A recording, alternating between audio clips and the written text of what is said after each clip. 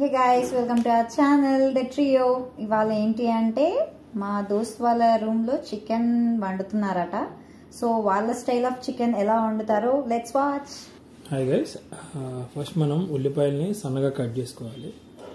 సన్నగా కట్ చేసుకుంటే ఏమైందంటే గ్రేవీ ఎక్కువ వచ్చింది. సో ఎట్లా కట్ చేసుకోవాలి ఇప్పుడు మీరు వీడియోలో చూస్తున్నారు కదా, అట్లా కట్ చేసుకోండి. ఇది బ్యాచిలర్ స్టైల్ ఆఫ్ వంటకం. దీంట్లో మీరు అవన్నీ అవి లేవు ఇవి వేయలేదు ఇవన్నీ అతకమాకండి. సో అందరికీ ఉల్లిపాయలు కట్ చేయడం చాలా టఫ్ అనిపిస్తుంది, కానీ నాకు చాలా ఇష్టం చాపింగ్ చేయటం. చాలా స్ట్రెస్ బస్టర్గా అనిపిస్తుంది. సో ఒక 4 మీడియం సైజు ఉల్లిపాయలని కట్ చేసుకుని చిన్నగా, అట్లాగే ఒక 8 నుంచి ఒక 10 పచ్చిమిరపకాయలు కట్ చేసుకుని, డిపెండింగ్ ఆన్ మనం ఎంత సైజు అయితే కూర వండుకుంటున్నామో, 1/2 కేజీ 1/4 కేజీ అని. సో నేను ఇక్కడైతే 1.5 కేజీ చికెన్ వండుతున్నాను, మా ఫ్రెండ్స్ అందరం తింటామని. సో ఇప్పుడైతే మనం ఫస్ట్ స్టవ్ వెలిగించుకోవాలి. మీడియం ఫ్లేమ్లో పెట్టుకోండి స్టార్టింగ్ నుంచి. సో మనం తీసుకున్న రా మీట్ అనమాట 1.5 కేజీ. నేను జాయింట్లు కొట్టించుకున్నాను. మా ఫ్రెండ్స్ ఇద్దరికి జాయింట్స్ అంటే చాలా ఇష్టం. సో అందుకని జాయింట్స్ అలాగే ఉంచేసాను. దాంట్లో ఇప్పుడు తగినంత ఆయిల్ పోసుకోవాలి. ఆయిల్ కొంచెం ఎక్కువే పోసుకోండి, ఎందుకంటే మన మీట్ అనేది బాగా కుక్ అవ్వాలి. సో ఆయిల్ అనేది ఏమైందంటే మన పచ్చివాసన తీసేస్తుంది. సో నేను కొంచెం ఆయిల్ పోస్తున్నాను. ఆయిల్ బాగా హీట్ అయ్యేదాకా వెయిట్ చేసి, సో హీట్ అయ్యేది నేను తెలుసుకునే పద్ధతి ఏంటంటే చేయదలిచిన మన ఆవిరి ప్రకారం సో ఎంత హీట్ అయింది అనేది చూసుకుంటాను అనమాట. ఓకే, సో చికెన్ ఆయిల్ వేడైనాక సో మన సన్నగా తరుక్కున్న ఉల్లిపాయలను వేసుకుని, సో ఉల్లిపాయలు బాగా మగ్గాలండి. సో దాని మీద మూత హోల్డ్ చేసుకుంటే తొందరగా మగ్గిద్ది. సో మనకు ఉల్లిపాయలు అనేది గోల్డెన్ బ్రౌనిష్ కలర్ వచ్చేదాకా వేపుకోవాలి. వేపుకుని పచ్చిమిరపకాయలు కూడా సేమ్ అంతే. సగం ఉల్లిపాయలు వేగినాక మనం పచ్చిమిర్చి వేసుకుంటే సో 2 బ్యాలెన్స్గా ఎగుతాయి అనమాట. ఇవన్నీ ఒకటే ఫ్లేమ్లో పెట్టుకుని వేపుతానండి. నేనేం స్టవ్ని మీడియం ఫ్లేమ్లో హై ఫ్లేమ్లో ఇలా ఏం చేయను. సో ఇలా లెడ్డు పెట్టుకుని ఒక్కోసారి కొంచెం తిప్పుకుంటా ఉంటే ఉల్లిపాయలు తొందరగా ఎగుతాయి. సో ఇలా మనకి ఉల్లిపాయలు మగ్గినాయి అని తెలిసినాక సో దీంట్లోకి మనం ఇప్పుడు అల్లం వెల్లుల్లి పేస్ట్ వేసుకోవాలండి తగినంత. నాకు అల్లం వెల్లుల్లి పేస్ట్ వేసుకుంటాం అంటే చాలా ఇష్టం, ఎందుకంటే ఎక్కువ వేసుకుంటాను నేను కొంచెం. నాకు ఆ ఫ్రేగ్రెన్స్ కానీ ఇది కానీ బాగా నచ్చింది. సో అల్లం వెల్లుల్లి పేస్ట్ కూడా మనకి పూర్తిగా వేగేదాకా ఉండాలండి, ఆ పచ్చివాసన అంతా పోయేదాకా.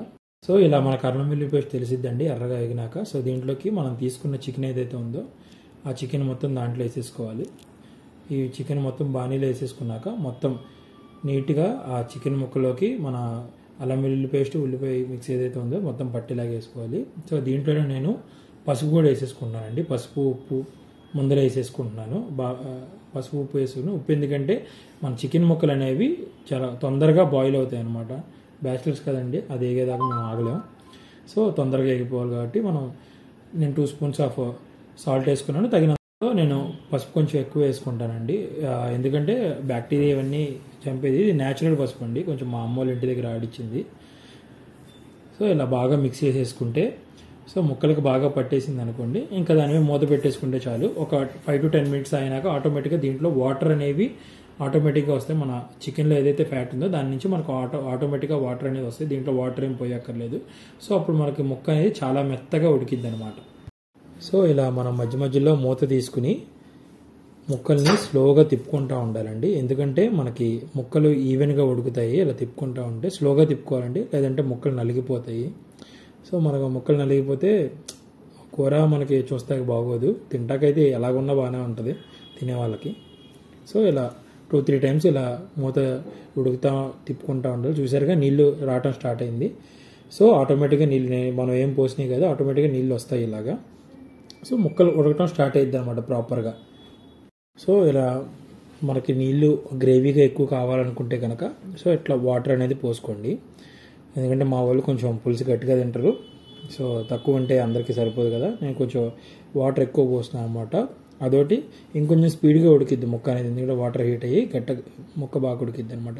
లెడ్ అనేది పెట్టుకుంటూ మర్చిపోమాకండి, కంపల్సరీ లెడ్ పెట్టుకోవాలి ముక్క అనేది ఫాస్ట్గా ఉడకాలంటే. సో చూసారా మనకి ముక్క ఎంత బాగా ఉడికిపోయిందో, సో చూస్తేనే తెలిసిపోతుంది కదా. సో దీని తర్వాత ఏంటంటే మనం కారం వేసుకోవాలి. మీరు తగినంత వేసుకోండి, మా వాళ్ళు కొంచెం కారం గట్టిగా తింటారు. సో నేను ఒక 3 స్పూన్స్ ఆఫ్ కారం వేసాను. సో కారం వేసుకొని ఒకసారి మంచిగా కలుపుకుని మళ్ళీ లిడ్ పెట్టేసుకోండి. సో ఇప్పుడు మనం మూత తీసుకుంటే ఇట్లా బాయిల్ అవుతూ ఉంటుంది కదండి. ఇప్పుడు ముక్కలకి కారం పట్టే టైం అనమాట. సో ఒకసారి అలా తిప్పుకుంటా స్లోగా చూసుకుంటూ ఉండి దాంట్లో ఇప్పుడు నేను గరం మసాలా వేసుకుంటానండి, చికెన్ మసాలా అంటారు దాన్ని. సో కొంచెం మేము మసాలా గట్టిగా తింటామండి, సో అందుకని కొంచెం ఎక్కువ వేసుకుంటున్నాను మసాలా. సో వేసుకుని మళ్ళీ ఒక్కసారి తిప్పేసుకుని మళ్ళీ ఒకసారి మూత పెట్టుకుంటే ఆ మసాలా కూడా మన ముక్కలకి ఏదైతే ఉందో దాంట్లో కూడా గట్టిగా పడుతుంది, ఇన్ఫ్యూజ్ అయ్యిద్ది. సో ఉప్పు మసాలా ఇవన్నీ గట్టిగా పట్టలేదు, మా దోస్తుగాడికి చెప్తున్నానండి. ఎట్లుందో ఆడికైతే నచ్చింది, ముందర ఆడికి నచ్చితే చాలు, ఆడే తినేది గట్టిగా పులుసు ఇదంతా. సో దీంట్లో ఫస్ట్ నేను కొంచెం పుదీనా వేసుకుంటున్నాను అండి. పుదీనా ఫ్లేవర్ కూడా చాలా బాగుంటుంది మన చికెన్లోకి. పుదీనా లేకపోతే అది మ్యాండేట్ ఏం కాదు, మీరు కావాలంటే వేసుకోండి, లేకపోతే నా దగ్గర ఉంది కాబట్టి వేసుకుంటున్నాను. సో దీని తర్వాత వెంటనే మనం కొంచెం కొత్తిమీర కూడా వేసేసుకుని, కొత్తిమీర స్మెల్ అయితే నెక్స్ట్ లెవెల్ ఉంటుందండి. ఆ స్మెల్కే సగం అందరూ మన చుట్టుపక్కల ఉన్న వాళ్ళందరూ చికెన్ రెడీ అయిపోయిందని అర్థమైపోద్ది. సో దాని మీద మూత పెట్టేసుకుంటే ఆ స్మెల్ అయితే ఏదో ఉందో ఆ ముక్కలకు కూడా ఇన్ఫ్యూజ్ అయ్యిద్ది. చికెన్ అయితే రెడీ అయిపోయింది, తింటున్నారు. సో ఇలాంటి మెమరీస్ మీ ఫ్రెండ్స్తో మీకు కూడా ఉంటే మీరు కూడా చికెన్ చేసుకొని తింటే కమెంట్ సెక్షన్లో చెప్పేసేయండి. మా వీడియో నచ్చితే like, share, subscribe the trio. Thank you.